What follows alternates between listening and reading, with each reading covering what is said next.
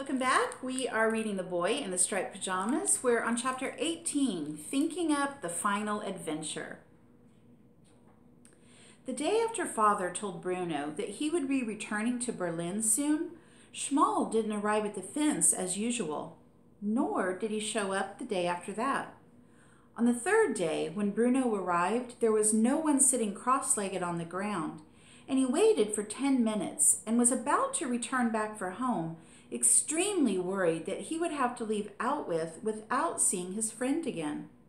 When a dot in the distance became a speck, and that became a blob, and that became a figure, and that in turn became the boy in the striped pajamas. Bruno broke into a smile when he saw the figure coming towards him, and he sat down on the ground, taking the piece of bread and the apple he had smuggled with him out of his pocket to give to Shmuel. But even from a distance, he could see that his friend looked even more unhappy than usual. And when he got to the fence, he didn't reach for the food with his usual eagerness. "I thought you weren't coming anymore," said Bruno. "I came yesterday and the day before that, and you weren't here." "I'm sorry," said Shmuel. "Something happened." Bruno looked at him and narrowed his eyes, trying to guess what it might be. He wondered whether Shmuel had been told that he was going home too.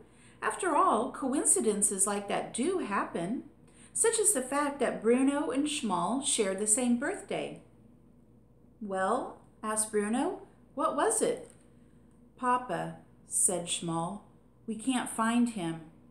"Can't find him? That's very odd. You mean he's lost?" "I suppose so," said Shmuel. "He was here on Monday, and then he went to work duty with some other men, and none of them have come back."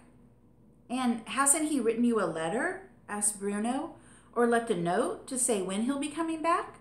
"No," said Shmuel. "How odd," said Bruno. "Have you looked for him?" he asked after a moment. "Of course I have," said Shmuel with a sigh. "I did what you're always talking about. I did some exploration." "And there was no sign?" "None."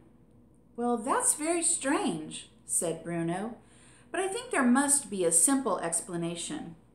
"And what's that?" asked Shmuel. "I imagine the men were taken to work in another town, and that they have to stay there for a few days until the work is done. And the post isn't very good here anyway. I expect he'll turn up one day soon." "I hope so," said Shmuel, who looked as if he was about to cry.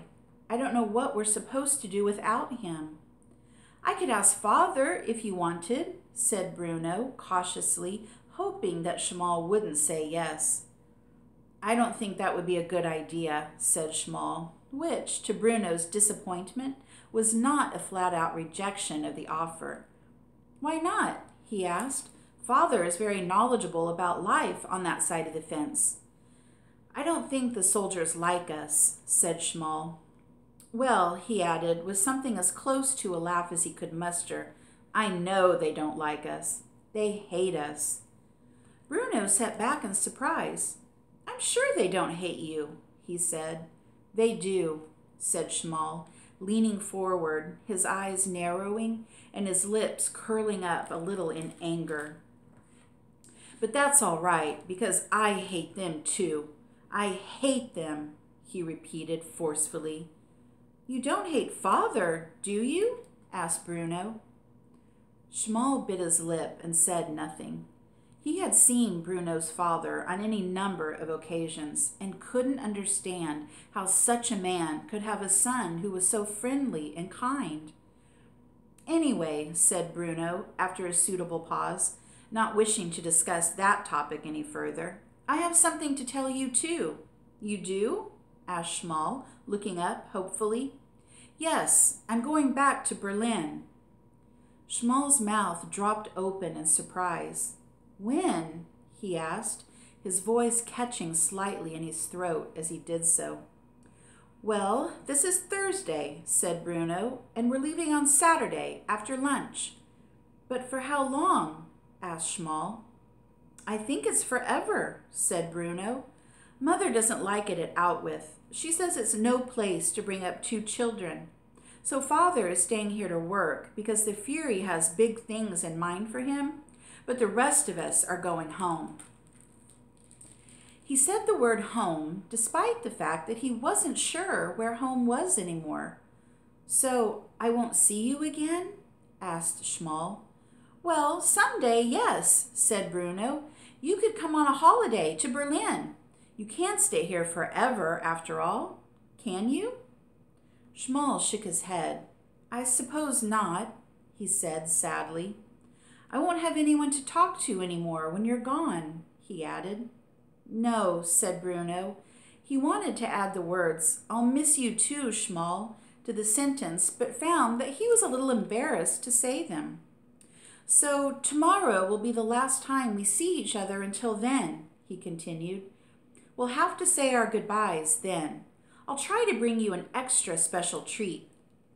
Shmuel nodded, but couldn't find any words to express his sorrow. I wish we'd got to play together, said Bruno after a long pause. Just once, just to remember. So do I, said Shmuel. We've been talking to each other for more than a year, and we've never got to play once. And do you know what else? He added. All this time I've been watching where you live from out of my bedroom window, and I've never even seen for myself what it's like. You wouldn't like it, said Shmuel. Yours is much nicer, he added. I'd still like to have seen it, said Bruno. Shmuel thought for a few moments and then reached down and put his hand under the fence and lifted it a little, to the height where a small boy, perhaps the size and shape of Bruno, could fit underneath. Well, said Shmuel, why don't you then? Bruno blinked and thought about it. I don't think I'd be allowed, he said doubtfully. Well, you're probably not allowed to come here and talk to me every day either, said Shmuel, but you still do it, don't you? But if I was caught, I'd be in trouble, said Bruno, who was sure Mother and Father would not approve. That's true, said Shmuel, lowering the fence again and looking at the ground with tears in his eyes. I suppose I'll see you tomorrow and say goodbye then. Neither boy said anything for a moment. Suddenly, Bruno had a brainwave. Unless, he began, thinking about it for a moment and allowing a plan to hatch in his head. He reached a hand up to his head and felt where his hair used to be, but was now just stubble that hadn't fully grown back. Don't you remember that you said I look like you? He asked Shmuel, since I had my head shaved. Only fatter, conceded Shmuel. Well, if that's the case, said Bruno, and if I had a pair of striped pajamas too, then I could come over on a visit and no one would be any the wiser. Shmuel's face brightened up and he broke into a wide smile. Do you think so? He asked. Would you do it? Of course, said Bruno.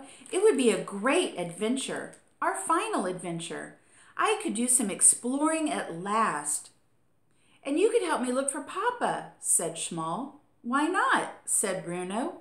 We'll take a walk around and see whether we can find any evidence. That's always wise when you're exploring. The only problem is getting a spare pair of striped pajamas. Shmuel shook his head. That's all right, he said. There's a hut where they keep them. I can get some in my size and bring them with me. Then you can change and we can look for Papa. Wonderful, said Bruno, caught up in the enthusiasm of the moment. Then it's a plan. We'll meet at the same time tomorrow, said Shmuel.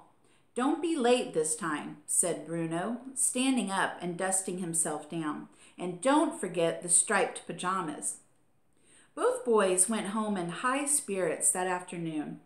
Bruno imagined a great adventure ahead and finally an opportunity to see what was really on the other side of the fence before he went back to Berlin. Not to mention getting in a little serious exploration as well. And Shmuel saw a chance to get someone to help him in the search for his papa. All in all, it seemed like a very sensible plan and a good way to say goodbye. All right, that's the end of chapter 18. Join me soon for chapter 19, What Happened the Next Day. Thanks for listening, everybody, and please subscribe to my channel, and I'll see you next time. Bye.